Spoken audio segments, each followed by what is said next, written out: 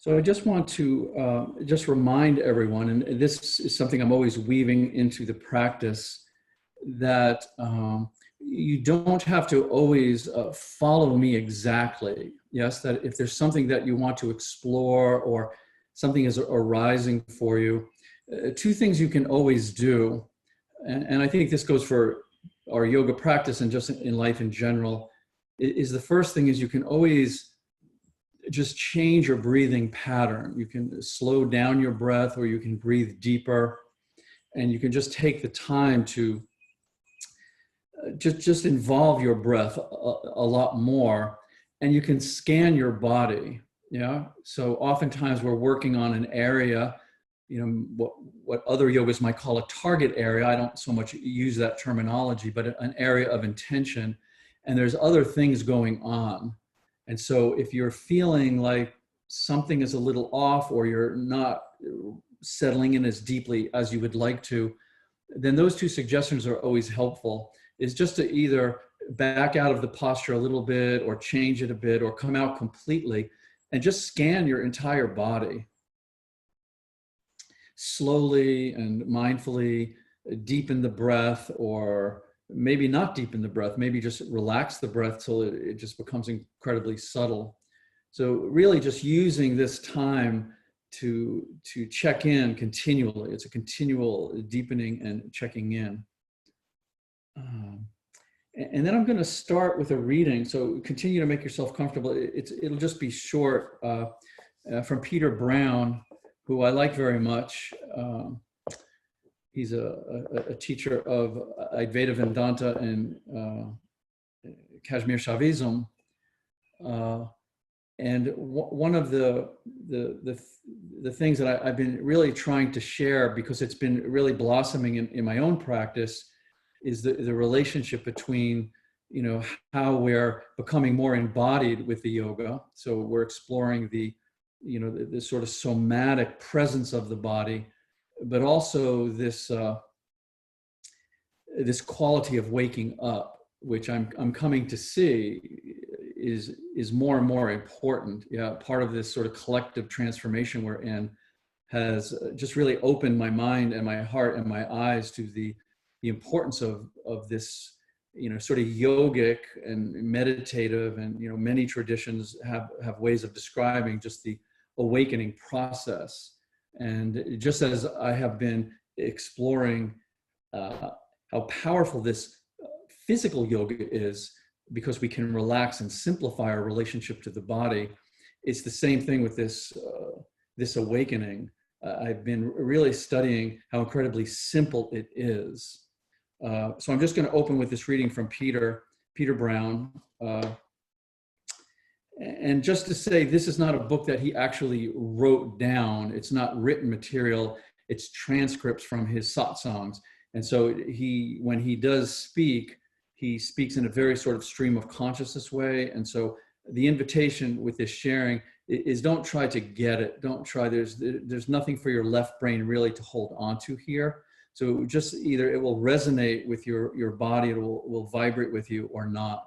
So most important, just to relax and just understand that this is as we will open with a physical pose, we're attempting to open by just relaxing the way that we take in information.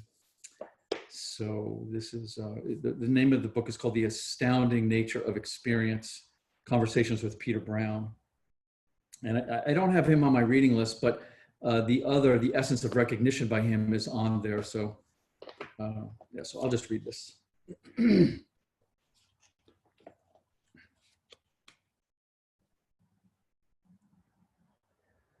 What awakening is like. Having always been in reality, it still feels like normalcy, but there's a subtle openness on the periphery. Nothing changes. There is a subtle open-endedness and ease, the morphing of one moment into the next. There aren't any fireworks. There is the gentle subtlety of sitting in normalcy. It has always been what it is. You are sitting in nothing, strangely flowing. It is just acknowledging a vast dimensionality around the edges. Separation is imagined. Dreams become less stale and flat. They cease to be one thing or another. They become very different and incoherent. The value is added because of seeing different dimensions beyond normalcy. There is more and other. The point is not to have fantastic experiences, but that we are not stuck. Unstuckness is liberation. Spiritual paths or drugs can be a ball and chain because you can get stuck in, oh, this is what does it for me. How can you tell if someone else is awake? Qualities of awake: aliveness, being unstuck, the sense that they have something behind them, no paper facades. There's clout, a feeling that they are plugged in, energized, tingliness, not murky. There is a powerfulness, a feeling of authority, a power they are drawing on, and it is big. Realization has nothing to do with functionality. Realization does not happen unless you are destined for it. I am in the finding stage. The challenge now is not to discredit what I have. Do not belittle it. Honor it as powerful. Don't ask it to prove itself. It's like being with a deer in your front yard. Don't spook it. Be gentle with it. It is indestructible, but it is very easy to be heavy-handed, which is ignorance by oversimplifying it. How you are with a deer is with a sense of mystery. Honor what is present as mysterious without demanding anything. It cannot be formalized. It demands respect and honor. Do not impose rationality on it. Let it be irregular and incoherent. We belittle and oversimplify the sense of wonder. This process cannot stop, and it can look like anything. You cannot put the genie back in the bottle.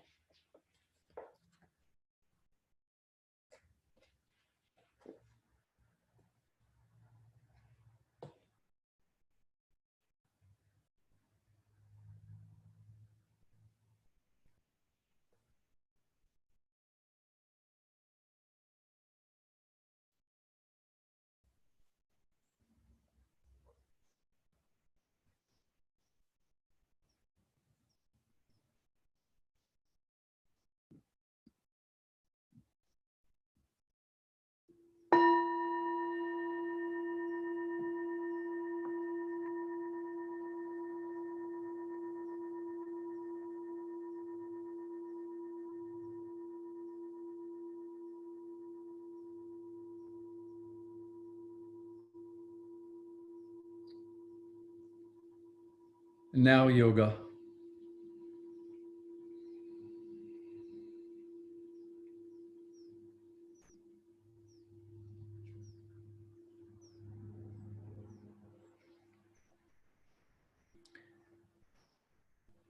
So let us begin with some bolstering. Yes, what else is new in this practice? So if you do happen to have a large bolster, please get that out. If you don't have the large bolster, this is not very complicated. So just get yourself something to mimic this height. So I just basically pull these blankets I had folded up, and basically the same thing. Yeah, so you see about the same height of this large bolster, but I'll show it on the large bolster. And I just want to show you and describe the second part of this, because there's an opportunity here to physically stretch the respiratory diaphragm with the breath and the position. It's very powerful for this. The second part of what we're going to do is very, very powerful for your endocrine system. I highly recommend it as a daily practice, and the deeper you go, the more powerful it is. But also the secondary benefit of opening up the respiratory diaphragm, which is just an important thing to do, especially if you like to sing or you like to talk or you like to breathe. So what we're going to initially do is we're just going to initially take either your pile of blankets and your pillows or the large bolster, and we're just going to simply set the back of the pelvis on this. Yeah. So nice and simple here. And then we're going to let the legs relax out. Just let them relax. Yeah. And then after a while, I'll just describe, some movement with the legs to get into the hips and to the psoas. But we'll just start with the legs relaxed out. And then in between the movement of the legs, what I'm going to invite is to bring the knees up to the chest. And so this is the beginning of, in the yin, what we call the full snail. And this may be as far as you're able to go, just to bring the knees up, that's quite fine. If you're able to then hold on to, press the palms on the floor or the bolster and bring the knees up and back, we want to keep the knees bent. And we're going to try to bring them up over the head. So even if you just bring them up like this and you're still holding, that's fine. But the more you can bring them, the better, yes? So over time, as that lower back starts to open, and we'll try to bend the knees and bring the legs on either side of the skull. So try not to straighten the legs. And then what I would like to suggest is you can have moments of being still in this pose. Yeah, so that's always nice. But also to then begin to inhale and stretch the legs up a bit. So this is going to allow the respiratory diaphragm to contract down and open up space and massage all these torso organs.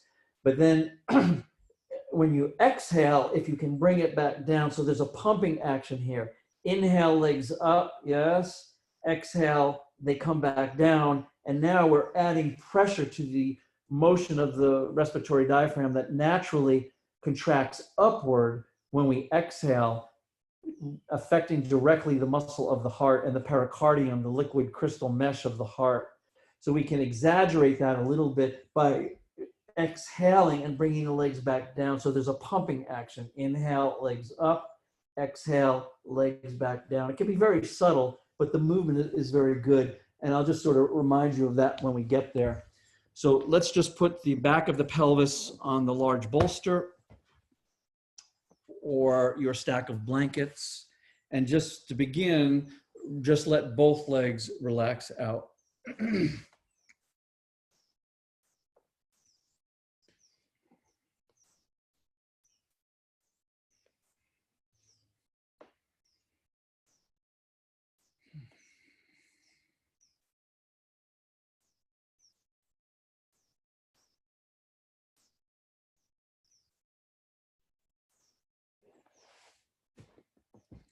And we can start with the two things that I mentioned. You can just check in with your breathing. So what I'm suggesting is that, changing breathing patterns changes your fundamental experience of being in the body, changes the fundamental sort of psycho-emotional state. And you can check this out for yourself. So one, experimenting with breathing patterns. Two, certainly just being able to just gently scan your body with no sense of agenda, but just to kind of feel this, this tingling, this amorphous tingling that we could call energy, we could call vibration, but better not even to call it anything, but just to feel it and begin to draw yourself into it.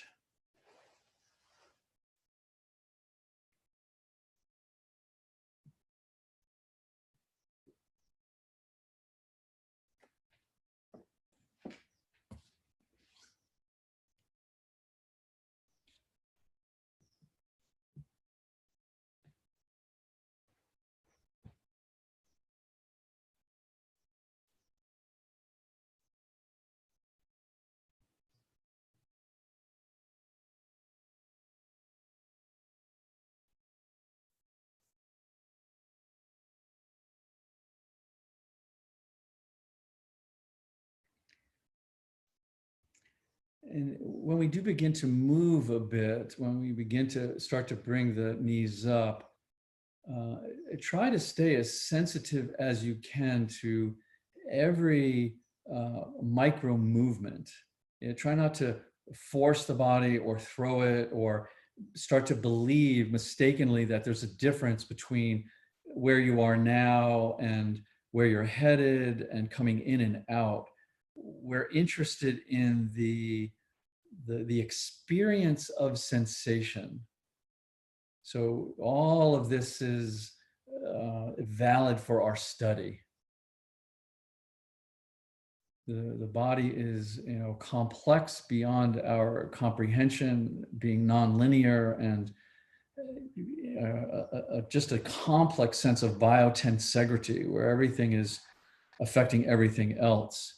So we want to start to let go of, posture affects this, cause and effect, this means this, but we're just almost like we're just swimming in this, this ocean of internal fluids, which in some way we are. So we just want to kind of feel that. So if you're ready, let's begin that first one. We'll just bring the knees up. And again, not to be concerned about depth, just bringing the knees up to the chest begins compression into the system. But if you're coming up and over to bring the legs up over the head, please keep the knees bent so we keep the lower back rounded and soft and not stretch those lower back muscles out. And then before you do anything, just let's find a moment of stillness. So you can, the body can adjust to this and settle in. If you're feeling constricted in the throat, make sure you have a little breath coming in and out. We don't need much, just enough to be sustainable.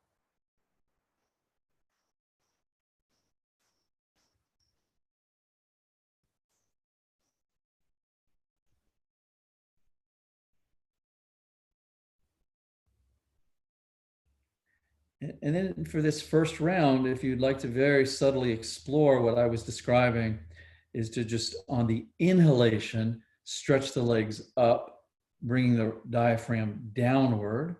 On the exhalation, let the knees come back in. So you're exhaling, the diaphragm is pressing upward into the pericardium. There's a direct fascial ligamental connection there between diaphragm and pericardium.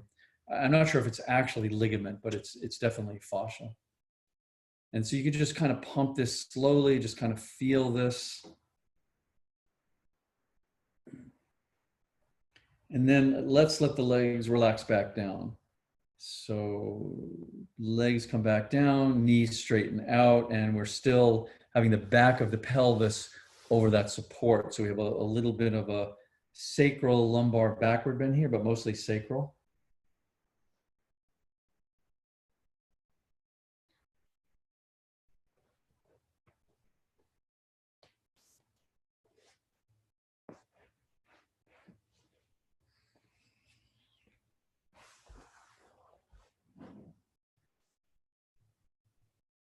And then let us keep that left leg extended and just draw that right foot leg up and place the right foot under that left thigh so the weight of that leg can draw off to the right. So this will just pull on that right hip a bit. So it's not so much on the inside of the leg. I'm actually suggesting you kind of pull it under the thigh. So this will weight a little bit more into that right hip.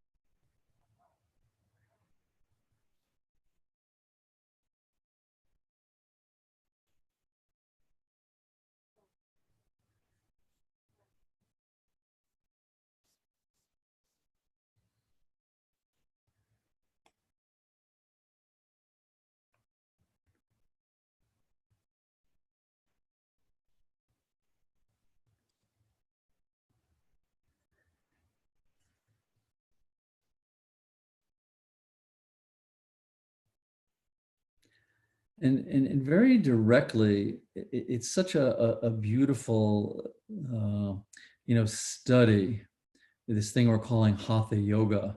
And as I was saying earlier, the simplicity of it, this whole study of becoming more embodied, because it doesn't matter what we want to deepen. If you want to deepen your meditation, if you want to deepen your life, if you want to deepen your spiritual practice, you want to deepen your creativity, if you want to deepen a healing process, it will not be as successful if we are not able to be fully embodied. So the Hatha Yoga is saying, let us explore how to be fully embodied. And this isn't a technique. This isn't, okay, I'm fully embodied and that's it. It's a really a daily, moment-to-moment practice about the difference between being fully embodied and being off into the virtual world of the mind. So let's straighten that right leg out, if you will, and you can draw that left leg back in and place it under that right thigh. And just so that left leg, again, is falling off to the left, pulling, you'll feel it. If it's too much, just pull a pillow or a bolster under it, but we're just letting the weight of that left leg draw you into that left hip.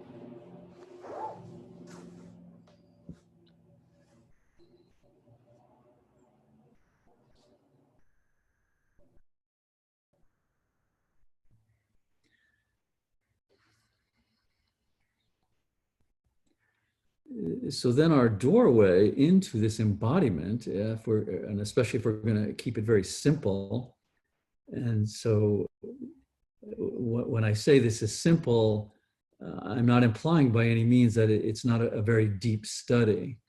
So the first doorway into this study of embodiment is to begin to discern what is your experience directly, just a direct experience.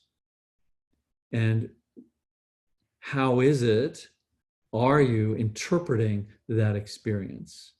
And what makes this very tricky is that often the interpretation is simultaneous.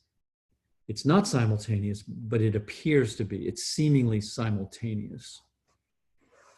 So the invitation to slow down, the invitation to open the body as a meditative container is to start to see that, oh yes, there is an experience. Doesn't really need to be named, doesn't need this interpretation, but there's the habit of my mind adding something to it, layering on an interpretation, layering on a judgment.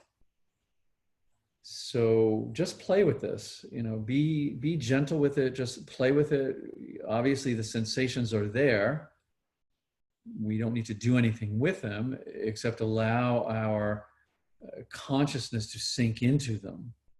And then from there we notice, am I involved with, am I habitually naming and labeling and interpreting?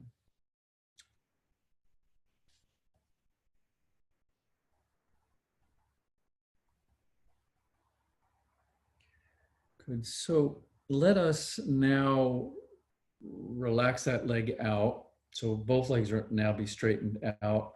And we're going to go back into the forward bend. I'm going to hold it just a little bit longer. So don't go too deep too quickly. Just go to a depth where you can, feel it, but also work with the breath a little bit with a release on the inhale and a deeper compression on the exhale. Yeah, and just sort of hold it. So whatever compression from the lower belly upward into the skull we can hold, again, tremendously beneficial for the endocrine and the respiratory diaphragm. So let's begin that. We'll just start to bring the legs up. and then go to whatever depth you feel is acceptable so you can explore. And again, just making sure you can, just a little sip of air is fine. We're not going to hold it that long that this will compromise it. So as long as you're getting a little air, then the compression is really what we're exploring.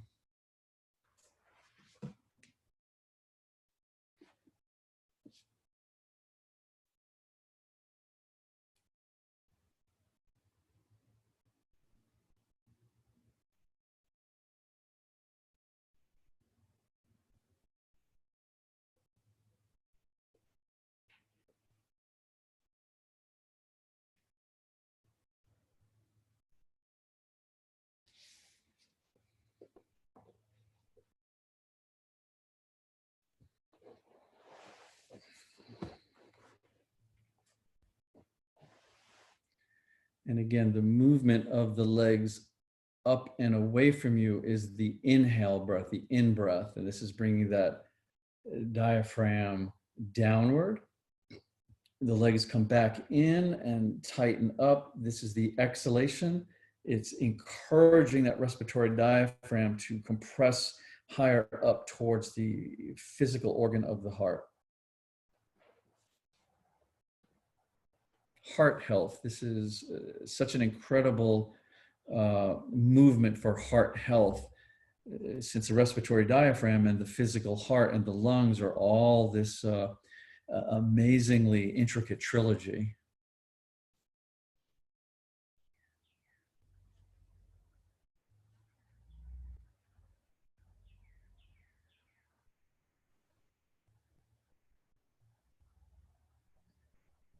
Good. So let's relax those legs back down here.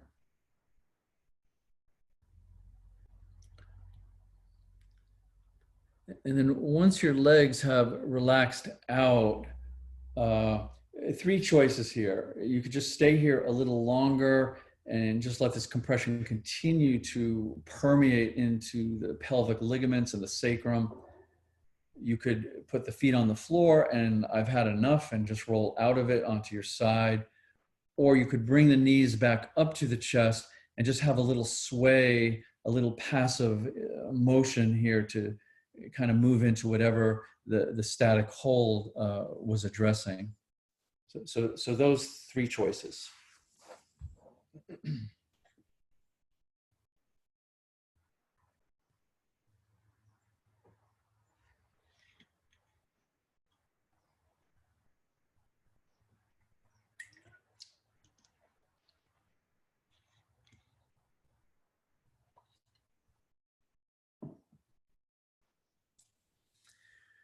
Good. And now let's all of us just come out of this. So you can just roll off this bolstering or your whatever bolstering you're using, put it aside and either stay curled on your side if you prefer that, or lie flat on your back. I often prefer flat on the back because it's allowing the chi to disperse through the joints, which is good, and to begin to explore how important the resting is to the internal movement. So we're like I said earlier, we're just exploring every nuance of this sort of amorphous tingling of the body, whether it's just at rest or it's compressing in or it's in between.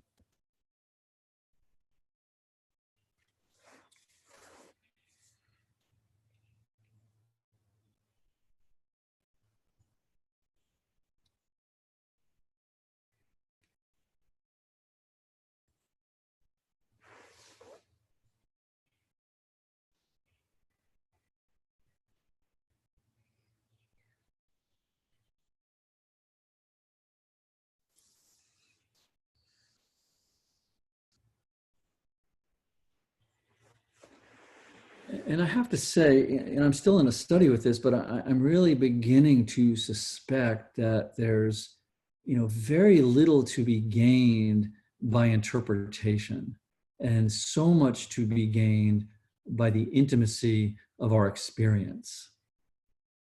And how much of our actual experience, direct experience of ourselves and our world, just gets bypassed because we're so busy interpreting.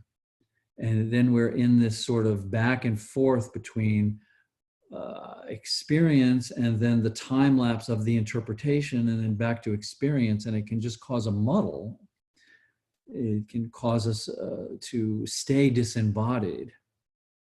So part of what we're exploring is the value of embodiment, the value of the intimacy of our experience.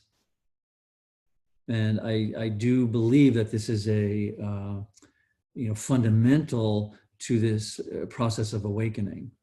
Like Peter was saying, to be able to sit in normalcy, to not make it esoteric and these fantastical mystical experiences, but just the incredible unfolding of our present experience, how it just morphs into another experience and another experience, and how we can then really extend our range to the periphery of that. And I'm not saying that interpreting doesn't have a value, but if it's out of balance with the intimacy of our experience, then this is what we want to explore.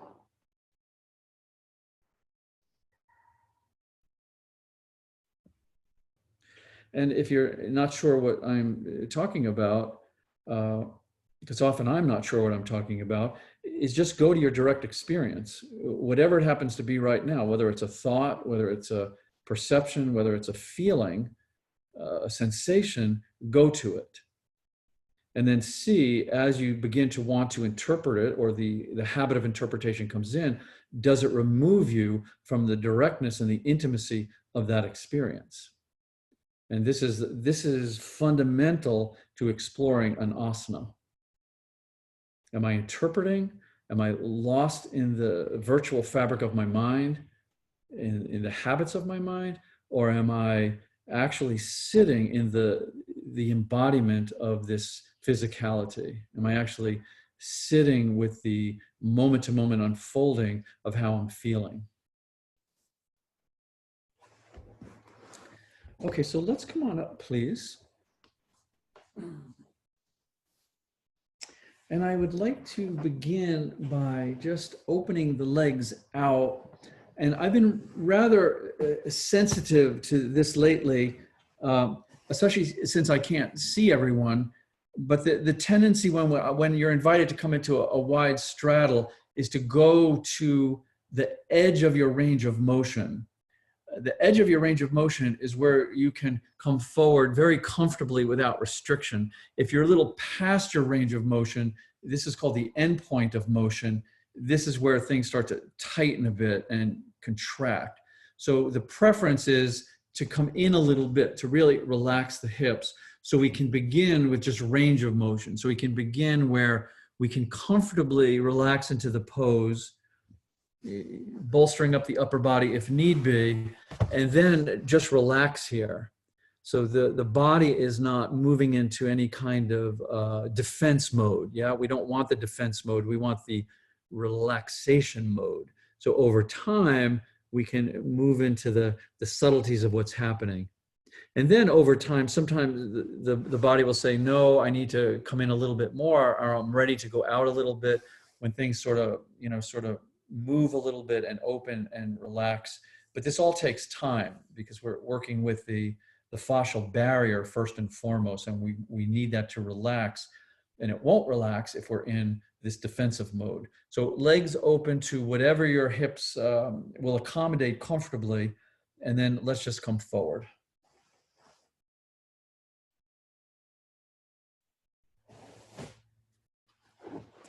And I just want to say, because for some reason I've been having some conversations with people lately about various other sort of manual modalities with the body.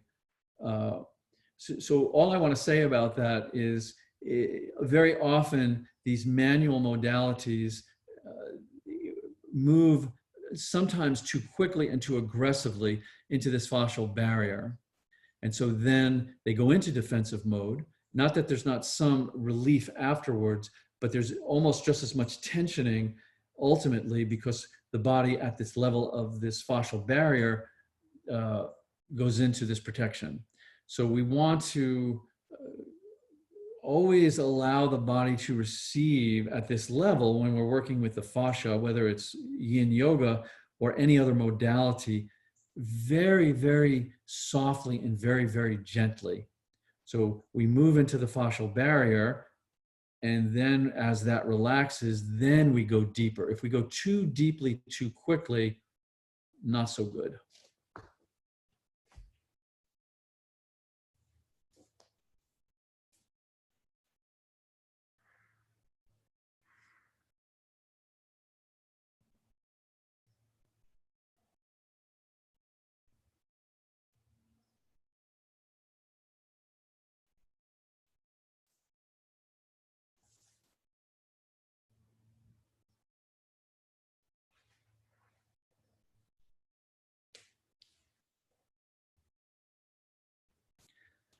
And again, this is not, I'm not suggesting this from a place of technique or take my word for it. This system, this skeletal muscular fascial system that is always coordinated and working together, has an intelligence of its own. What we're simply doing is attempting to listen to this intelligence and learn its language. So if we're moving quickly for a result, we're in a way we're suppressing that deeper intelligence. So the intelligence of the fascia is profound.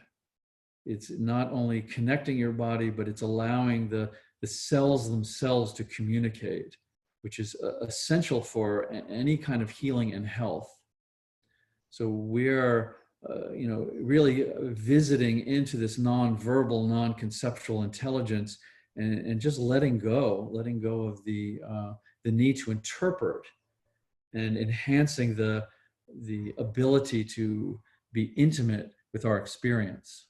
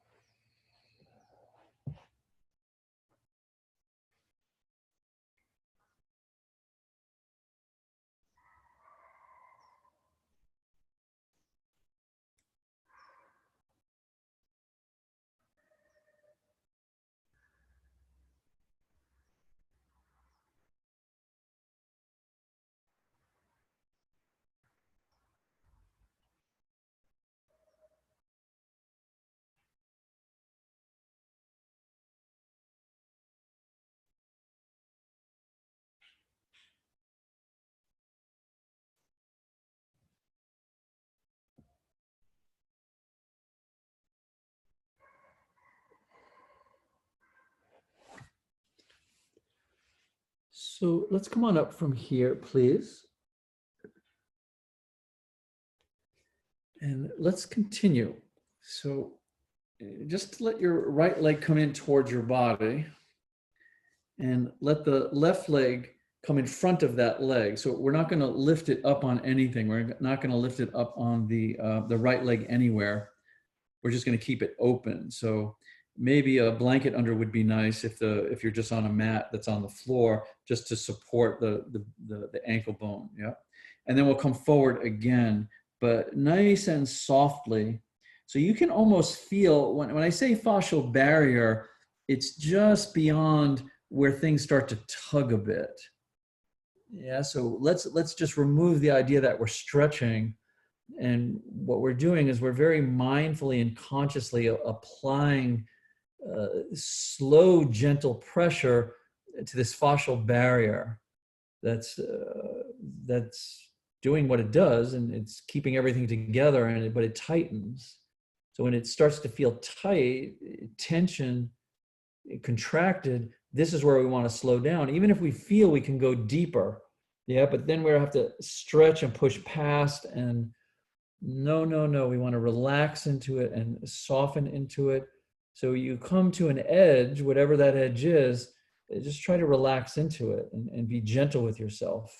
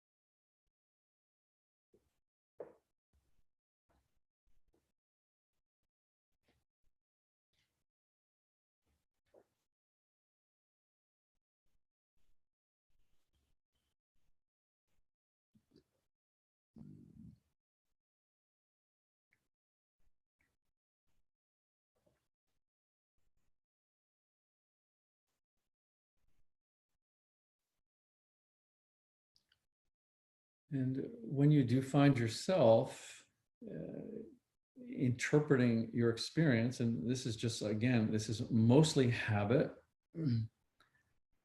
just ask yourself, who cares? Maybe it's accurate, maybe it's not.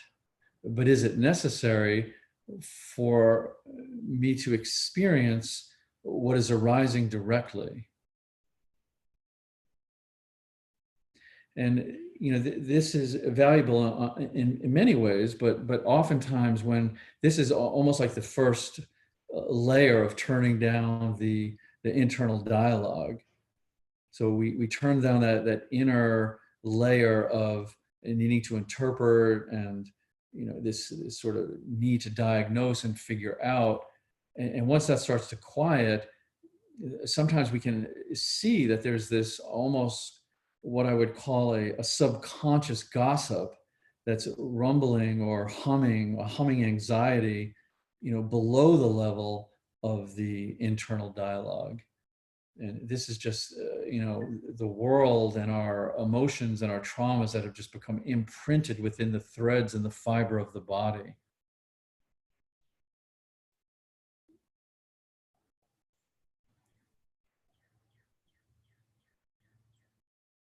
So our capacity to be with our direct experience without adding anything at all, any need to change it, just allows a deepening on many levels.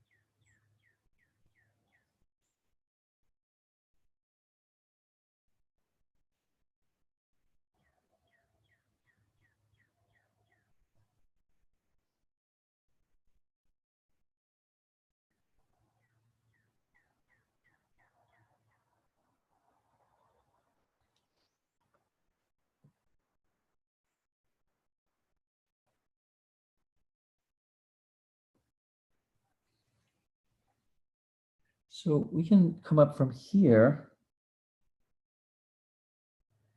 and let's just change up one more time and go back into the bend one more time. So let's open those legs out and then bring the soles of the feet back together.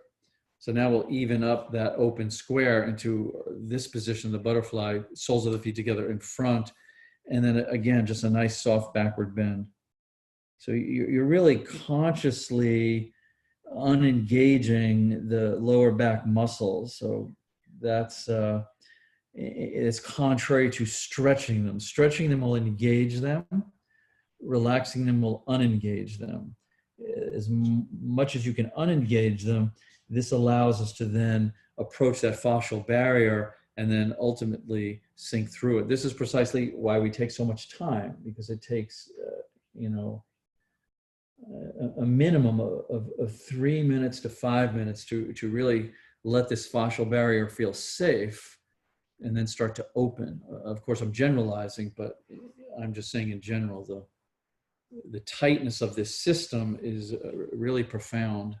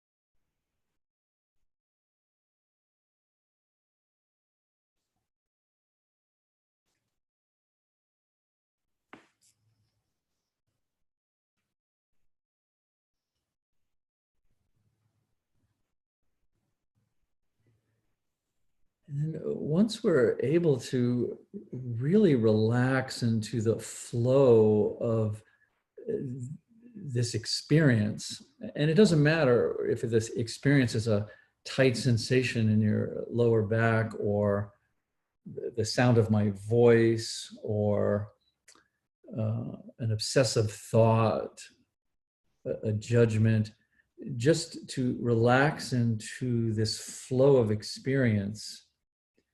This gives us a certain, let's just say, a point of reference. So then what we're able to do is we're able to then have inquiry into then what is it that's experiencing these experiences. Yes, and this is very, very subtle, but very, very valuable. I'm having an experience, or there is experience happening. Who or what is experiencing these experiences?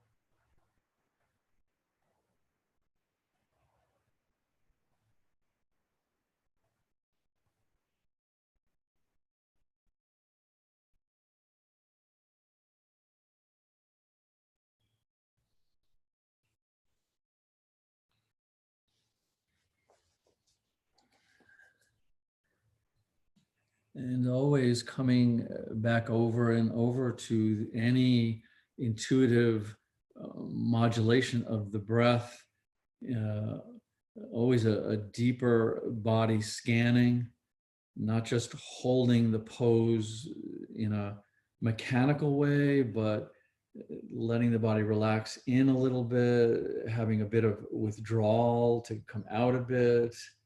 So just feel this dance between holding the compression, a sense of internal movement, a sense of the body responding moment by moment to this compression.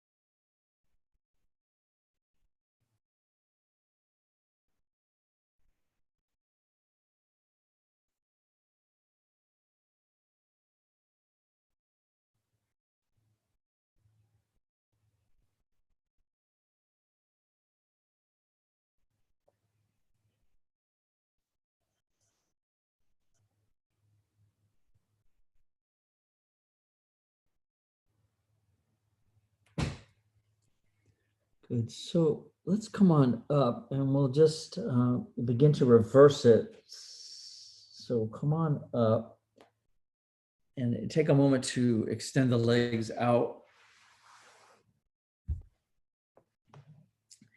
And then let's take that left leg and bring it in. And we'll put the right leg in front. So back to open square. Yep. And same thing, right back into the forward bend, nice and gentle.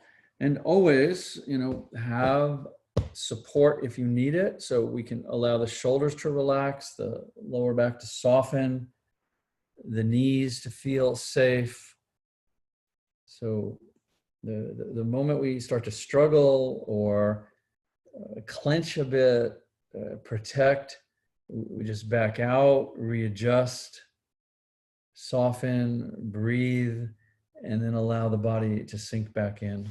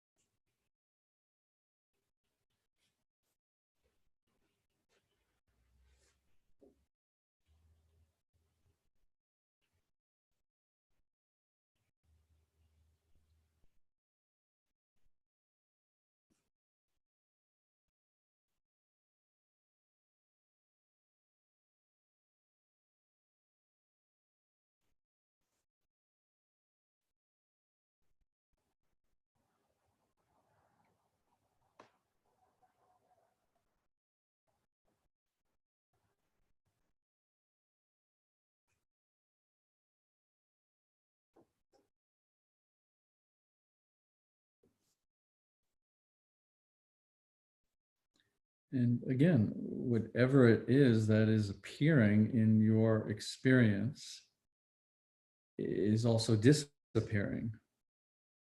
So do not bypass this. Don't be so concerned. Don't really be so concerned at all about the content of your experience. Be very, very curious as to that this experience can arise and appear, and it's eventually disappears. So what is this? What is the nature of this quality of experience?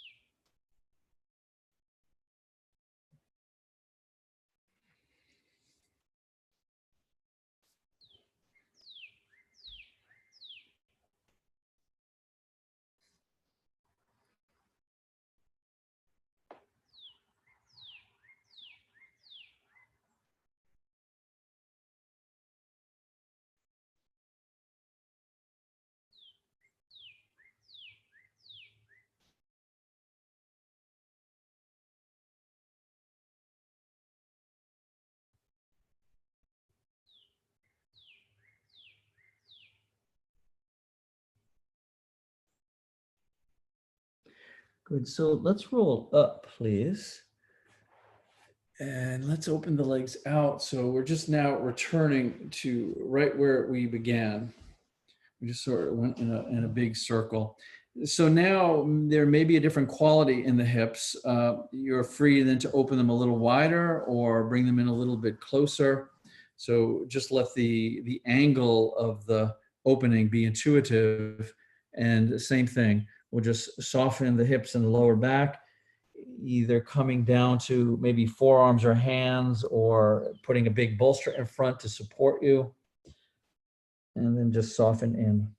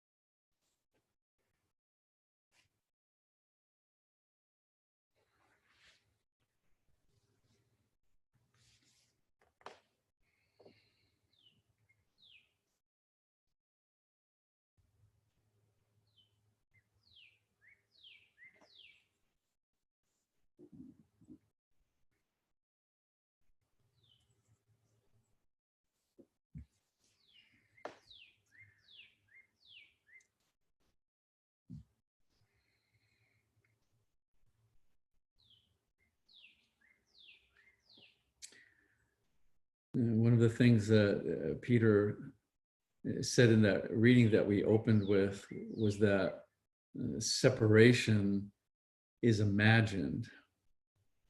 So this is a very interesting contemplation. And it also ties in with why we want our yoga to be grounded in our own personal, intimate sense of experience.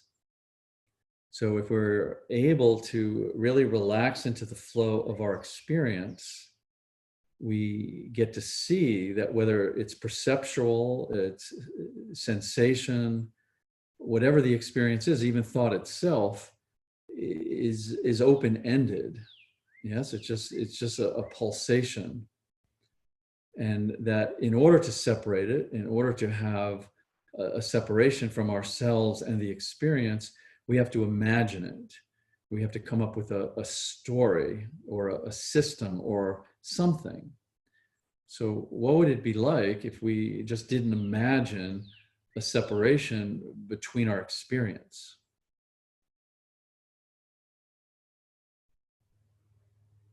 So let's take sensation, for example. So in this position, there are just a variety of, let's just say, this amorphous tingling. Yeah, some feel a little more dense than others, but it's just a sensation.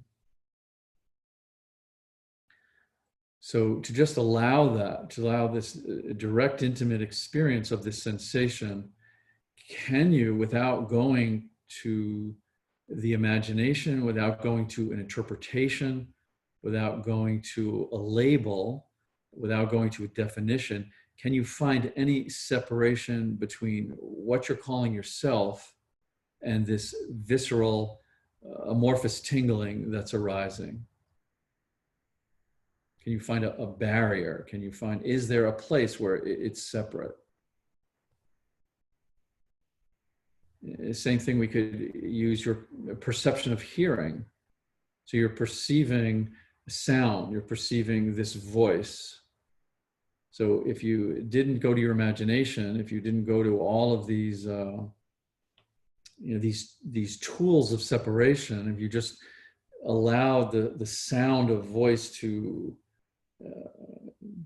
come into your sphere, would you be able to find a place where you begin and the voice ends, where the voice begins and you end? Is there a natural separation there? And separation is imagined.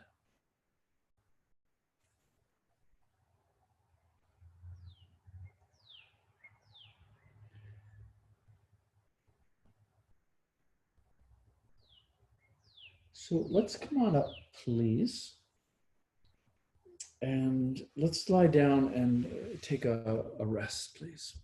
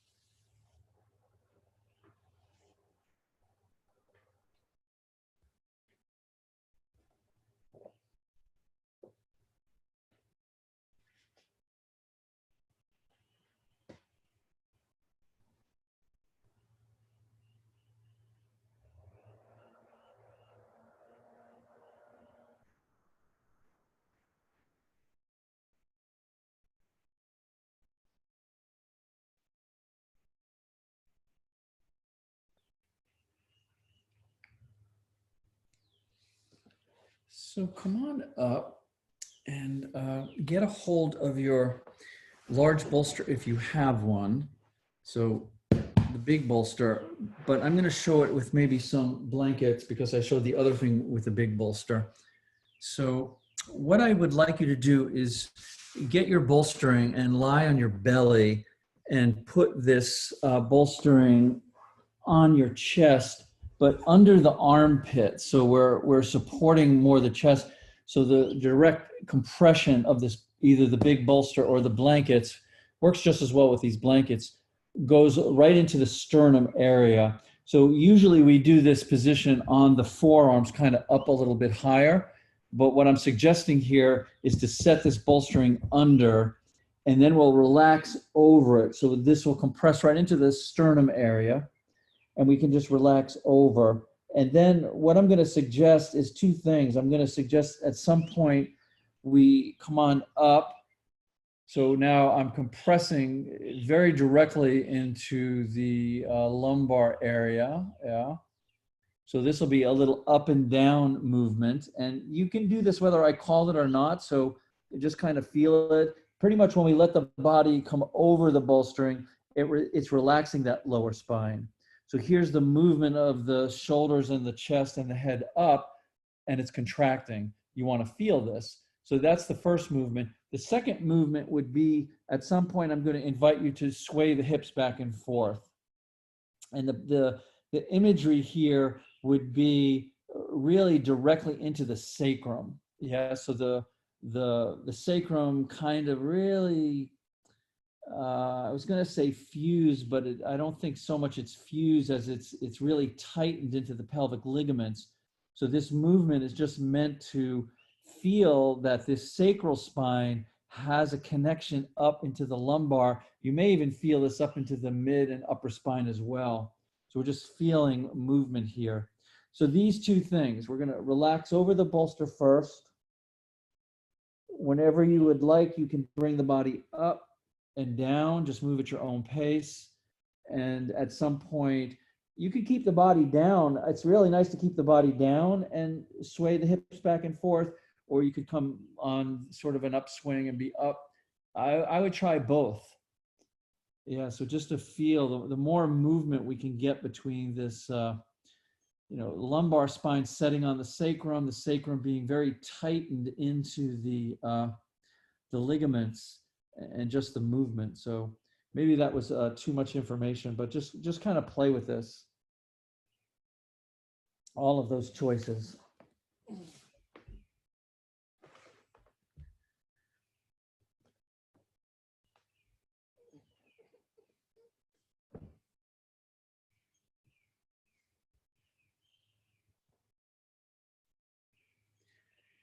And also, I would say that, the choices are also meant to encourage you to really listen to what the body needs. This has been, I think, one of the blessings of not being in person, where everyone was, pretty much doing exactly the same thing at the same time. And there I was sitting up in front, kind of intimidating everybody and talking about being still all the time, to now you're in your own space and you can just feel into things a little bit more. You can be a little bit more intuitive to listen to, like, oh yeah, this is interesting, and just follow that thread of curiosity, and just let it, let the wisdom of the body really take the lead in a way, and appreciate that these shapes are really just suggestive, and I'm suggesting them to you, you're suggesting them to your body. But be in a dialogue with your body, be open to learning from your body. So at any time, you can just bring the chest up a bit and feel that lower spine contraction. You can rest it back down. Anytime, at any position, you can sway the hips back and forth. And just sometimes this area, because it's so condensed, this sacral pelvic area, another imagery is that we're trying to loosen up these pathways of experience to allow the chi to travel up the spine. We want to let the chi, the prana, have some movement. And also, yes, this is why we contract and release, and contract and release. We're opening up these pathways of experience. But sometimes the movement can weave into that in a very creative way.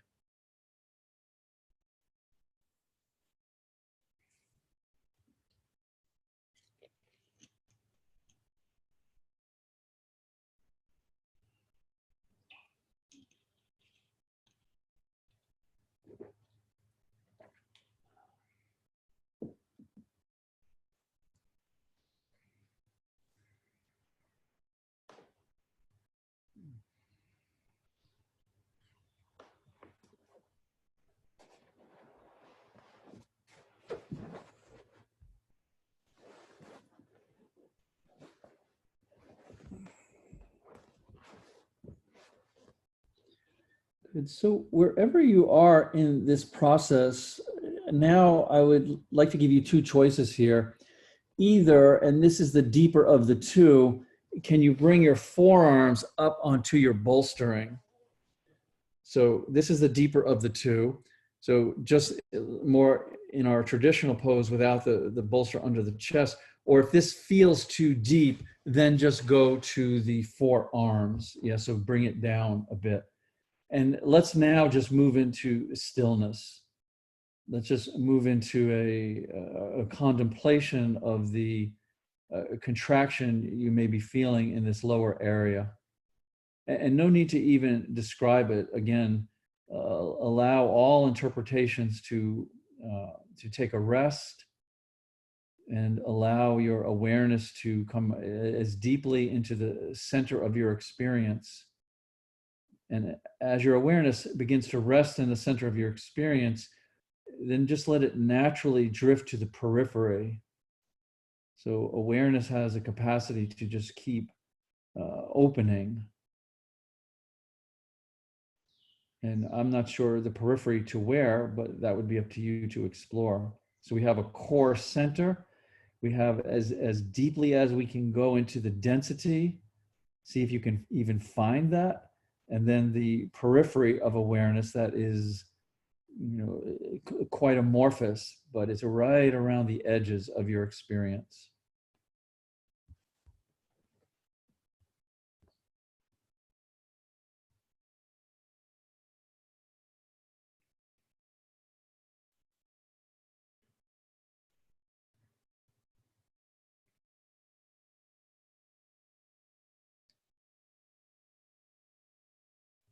And then if you do want some movement, it already is moving, but to bring your attention to, just breathe into this area, this lower back area. Just inhale and feel the micro movement. Exhale and feel the micro movement. And this is certainly woven into that subtle experience I was talking earlier about. Whatever it is, and whatever it is appearing and it is disappearing. It's subtle, but valuable. And then if you're up onto the bolster, just remove the bolster out from under, put it aside, you don't need it right now. And from being on the forearms, let's take the right arm and slip it under the left armpit and relax down on that right shoulder. And so I'm not then rolling onto the right shoulder. I want to keep this left part of the body down. I'm keeping the left arm forward so I can support myself if I need to come out a little bit. But the left side hip, the left shoulder is relaxed onto this right shoulder. And then if you need a little something for your head, a little pillow, you can use your whatever is appropriate. So you can let the head dangle down, but it's nice sometimes to put just something for the neck so it feels safe. So again, try not to let this left side of the body roll over to the right. We want it as relaxed over to the left as possible so we have maximum compression into this rotator cuff area.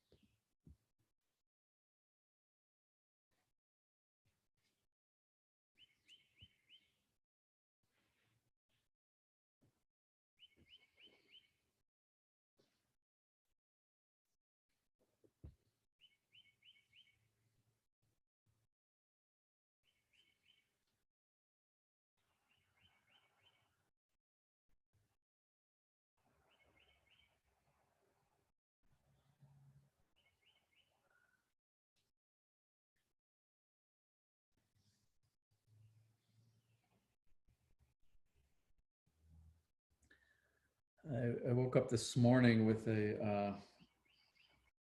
just one of those very visceral energies of gratitude and and really in a way astoundment that I was still here, in the sense that all of my joys and all of my disappointments and all of my challenges and every little moment of my life has just brought me to this place, this moment. And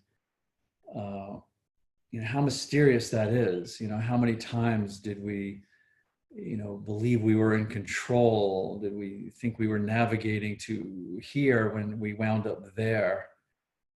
And so I think sometimes just to and to thank oneself. This is what I was feeling. I was just thanking, the gratitude to just be here, and honestly, not even knowing how I got here, because many times I thought I should have turned left, but I turned right, and many times I turned right, and I thought I should have turned left, but all of that,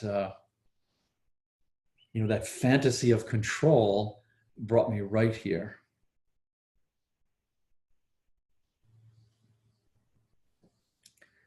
So I invite you, just take a moment and just thank yourself for being here.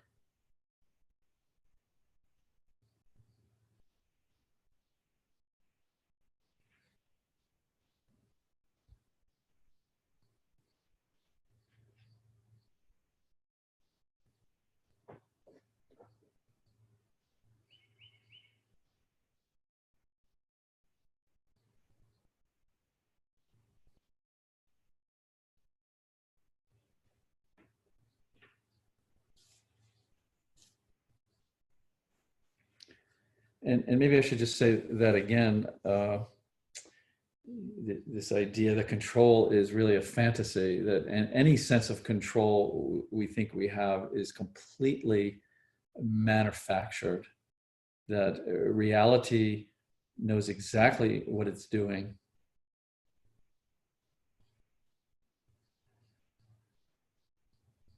And we simply get to enjoy the ride, really. We just get to enjoy this moment morphing into the next moment, into the next moment.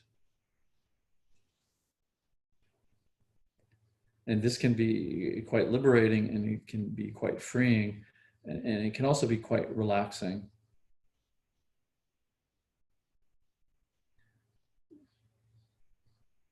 And part of the relaxation and really part of the creativity is that we just then allow reality to express itself through us in whatever way we are meant to receive that, and just accept that. And it's so beautiful. That's the relaxing part, when we just really, and that's the surrender part. Yes. The niyama says purity, contentment, austerity, self-study of the scriptures, and then surrender. And that surrender is just surrendering to reality knows what it's doing. Consciousness is simply expressing through your particular vehicle in its own unique particular way. Could not be more beautiful.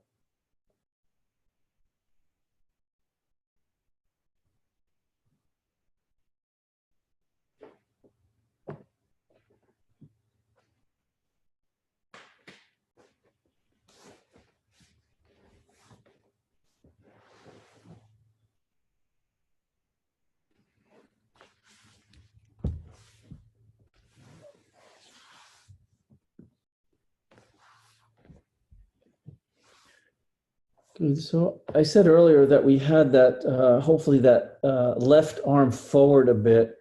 So now's when you want to just press yourself up a bit, not necessarily to do too much, just a bit. And then we can slide that right arm out from under. And I would just lie down, just let the whole upper body relax down.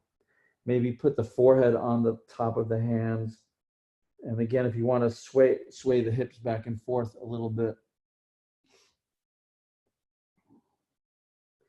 Just let that tingling come out of the shoulder, move out through the fingertips and into the neck. And then we can come back up onto the forearms and we'll just reverse it. So we'll take that left arm and slip it under the right armpit, and we're relaxing over to the right. Yeah, we're not trying to roll to the left. This time that right arm would be out front. You can open the legs if you need to bend the knee. You can bend the knee just to have the hips stable.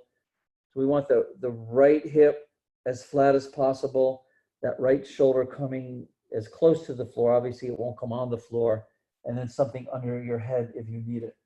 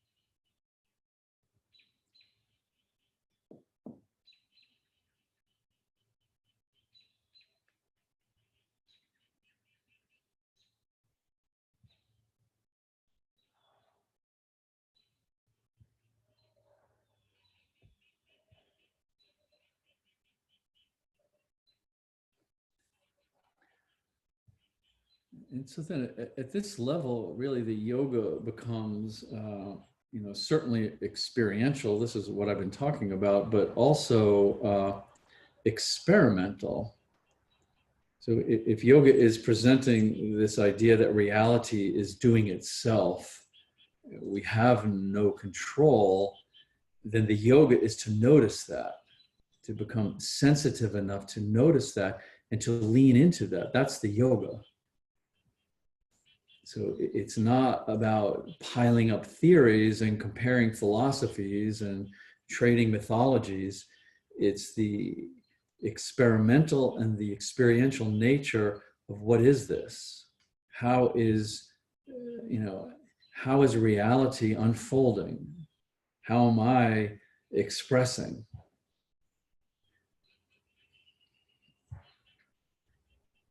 And this becomes very subtle. So this is why we become very quiet and why we take something like a simple sensation and just allow ourselves to deepen right into the center of it and see what's there.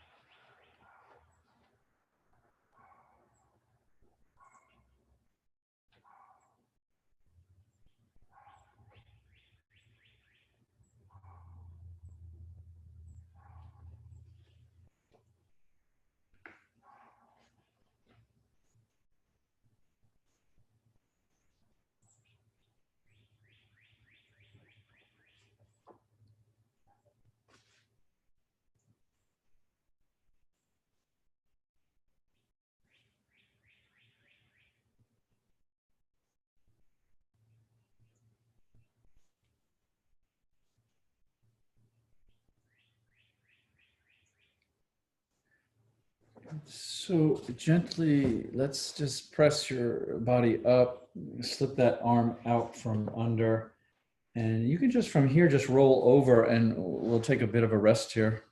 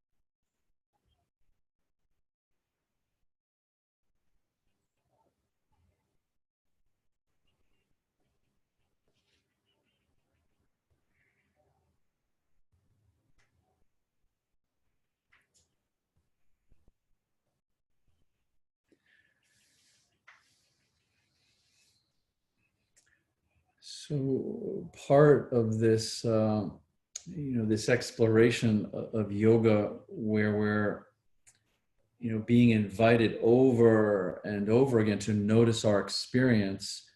On some level, this is very simple. So we just begin to notice our experience. What's not so simple is to be able to hold that experience without doing anything with it. Because very often, the experience itself, especially if we're exploring discomfort, is calling for something, that the experience is calling for attention or help or love.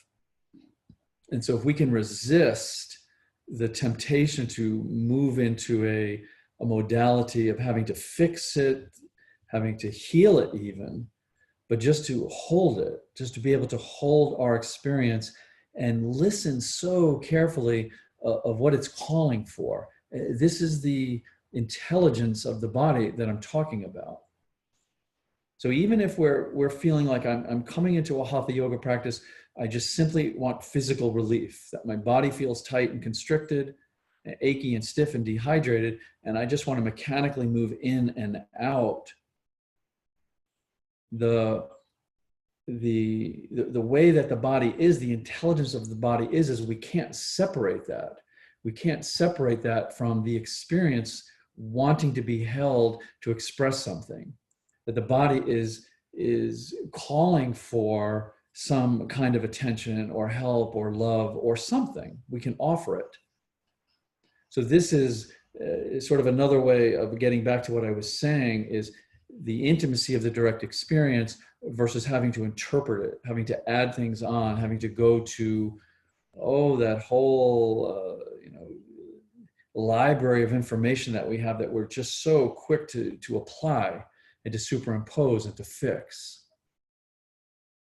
So I'm coming to see that the discernment between fixing is just a mechanical application of something. It needs to be done. Yes, if I cut my finger, I put a Band-Aid on it.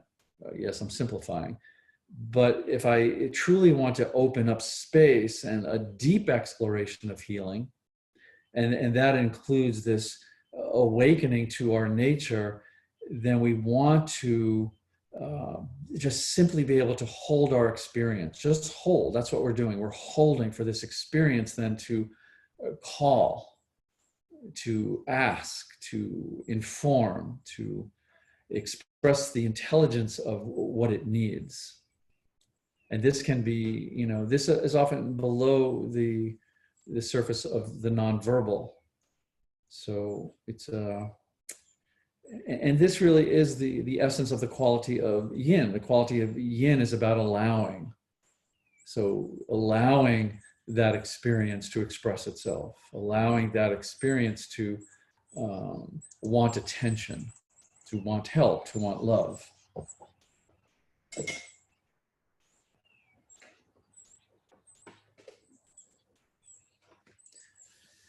So let's come on up. And I want to get into this, I want to get into this backward bend in a rather specific way. So I'm just going to kind of talk about it and show it, and then feel free to go into it any way that you would like. I'm going to show it with the bolster, but the blankets and the pillows work just as well. What you simply want to do is you want to have enough height and blankets and length of the blanket to bring the whole upper body over so the back of the head is not off the bolstering. So we can arch the lower back. We'll be sitting on the floor. So that's why the bolster works great. But these blankets will work just as good. As a matter of fact, I'll just show it with the blankets. So first thing we're going to do, though, however, is we're going to bend the knees back. So if you're not able to, or it's not accessible to you to just sit between the heels for a few moments, then use this bolstering to sit up. And you can come up as high as you would like. So I just want to make sure, if we're not going into the full backward bend with the knees bent, that we still have given the knees some attention. Yeah. So this is the first thing I'm going to ask you to do, is just to sit up, and you can even sit higher than this, whatever your knee capacity needs, just to bend them back a bit. And then we'll just take a little bit of time with this. And this often, even if you have, full access to the backward bend with the knees bent back, this is often very good to do, to compress and release the knees a few times. It can often allow a deeper experience in the backward bend because the compression from the knees, the resistance from the knees, is not traveling up the quadriceps into the hips, into the lower back. So it's a way sometimes of sort of opening the body piecemeal, a little bit sequentially. And again, going back to what I was saying about, make it your own and explore what you need intuitively. So just bending the knees back at whatever your capacity, as high up as you need to bolster. And then we'll just take just a little bit of time here just to sort of sink into that. Sink into this sort of cross meshing of the ligaments of the knees. They're just terribly complicated joints, but they crave lubrication. So the compression is, in a way, it's stimulating the production of the synovial fluids back in, which is allowing the muscle to slide and the ligaments to be lubricated.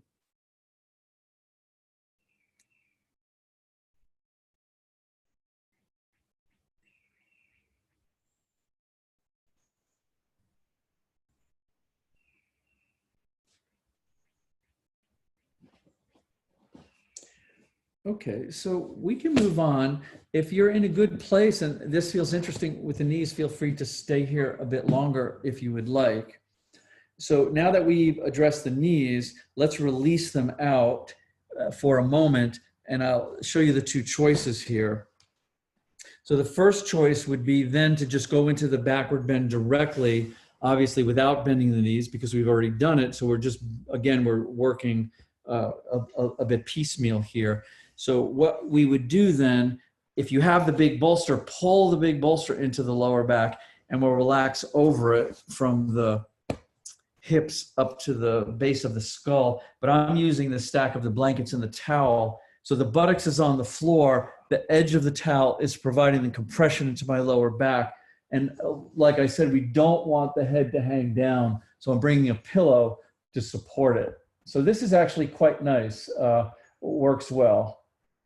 Yep. So this is the first choice without bending the knees, supported because we've already bent them back. If though the other end is your knees are ready, they've opened up a bit, then we can do this position, this supported backward bend with the knees bent back. So I'm bending my knees back and I'm doing the same exact thing. I'm just tucking the bolster under and relaxing over it, something for the head. And even this, you can experiment. Oftentimes I will elevate these bolsters up. So if I put my blankets over this pillow, then I can sort of navigate, can I make this happen or not? And it's very tricky. So yes or no is up to you. It's up to your knees. It's up to your lower back. If you feel like no, then just let the legs relax out. Yeah, and we'll just stay in this backward bend. So either way, you have something in the lower back, entire upper body, head, neck is supported. The knees are either bent back or the legs are straight.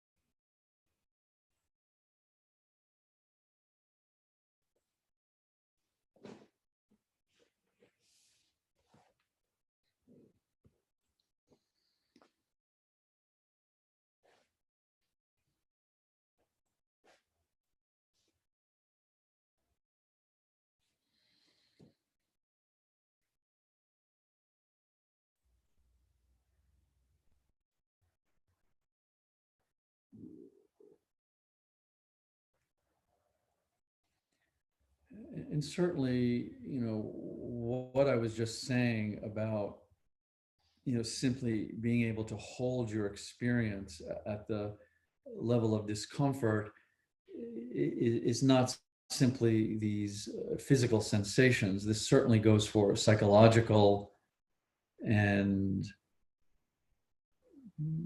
emotional and even spiritual discomfort.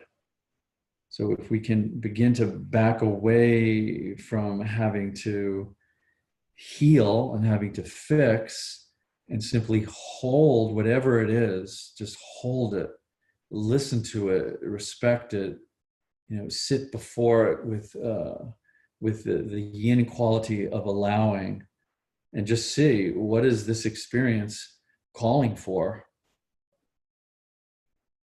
And initially, sometimes there is fear around that because of the intensity or the habit, really, and thinking, no, we need to fix and we need to control. But to just be able to sit with the experience and really trust that there's a tremendous, just a tremendous wisdom embedded into the whole fabric of life, and we're just allowing life to become our most trusted and profound teacher.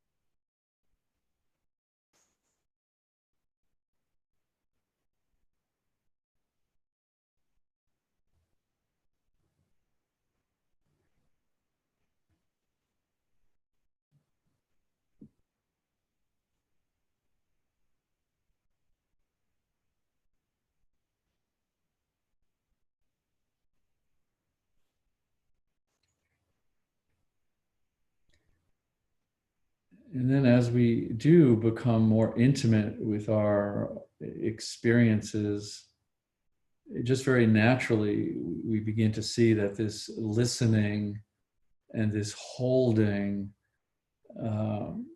it takes tremendous, tremendous subtlety. So whatever it is, can we experience it more subtly and more subtly? So this is why we don't want the imagery, the language, the interpretation to disturb, because the subtlety is very, very nonverbal. It's very, very delicate, if you will. So we don't need that surface rumbling. We don't need that hum of anxiety in the nervous system or the mind. So going into the direct experience, and always more subtly, always more subtly. One doorway opens another doorway, opens another doorway, and then it's just unending.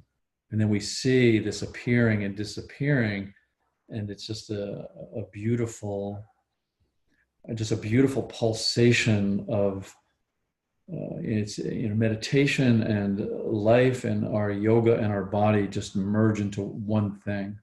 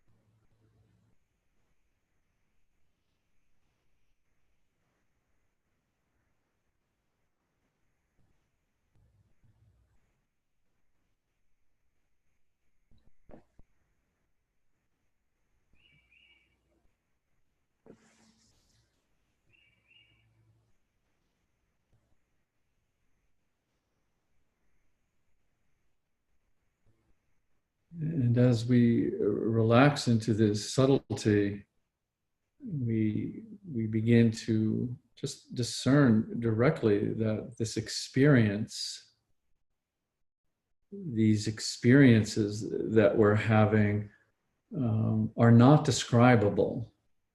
They are wildly multidimensional.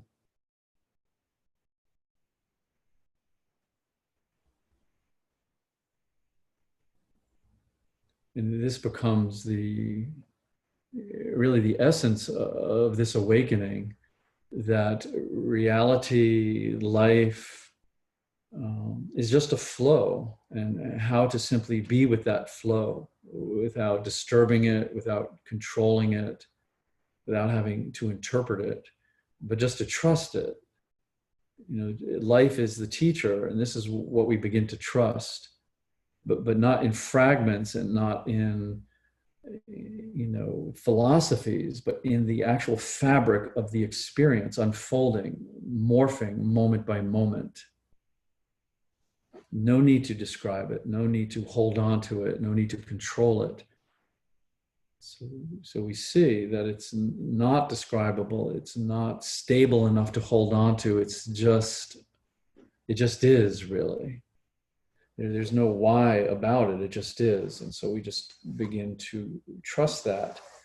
And this is what Peter was talking about, just sitting with normalcy. It's ordinary, it's beautiful, it just is what it is. And we don't have to add these layers of fantasy and imagination. Separation is imagination.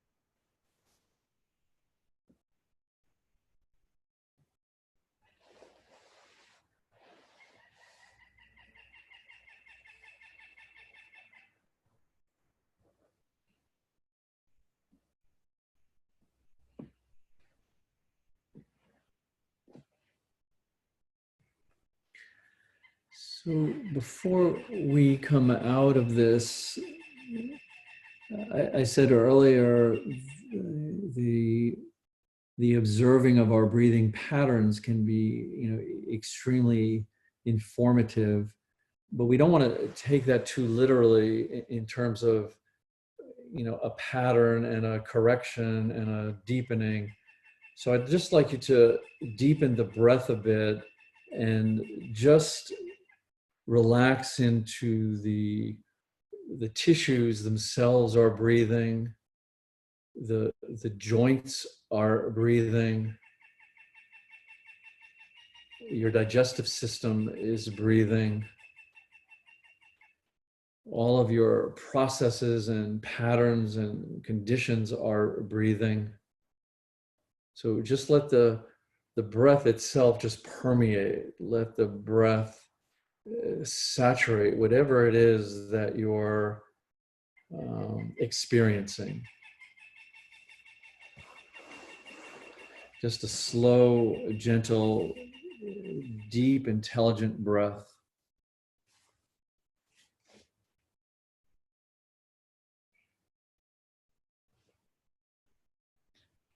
And then very slowly, we'll start to work our way out of this. If your knees are indeed bent back, then you want to take care of that first. Good to maybe just roll to one side and release one knee. Once one knee is released, you can roll to the other side. So we'll just come off of the bolstering and just make yourself comfortable in a shavasana. We'll take some time here to relax.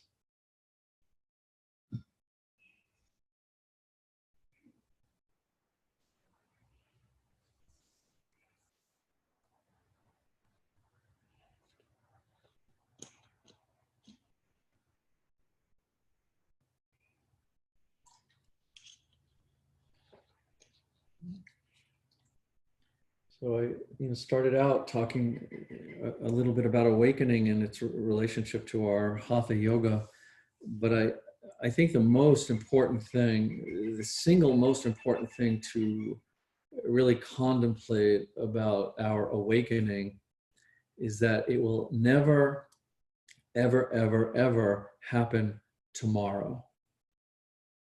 Will never happen in the future, ever. So that's a lovely, lovely hint that yoga is dangling seductively in front of us.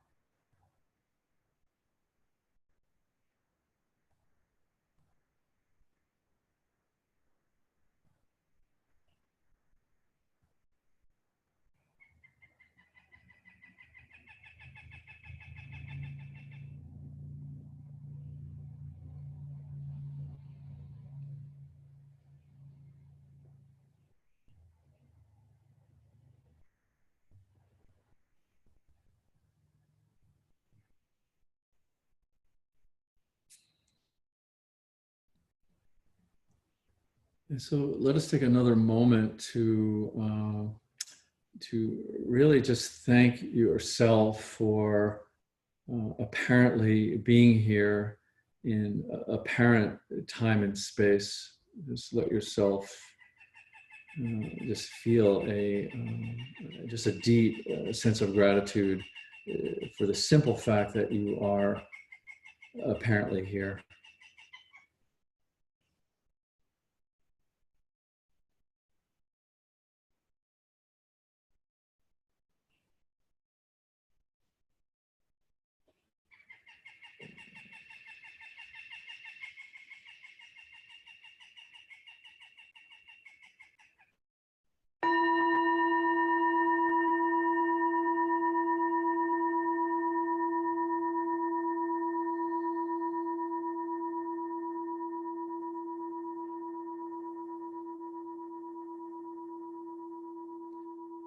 Namaste.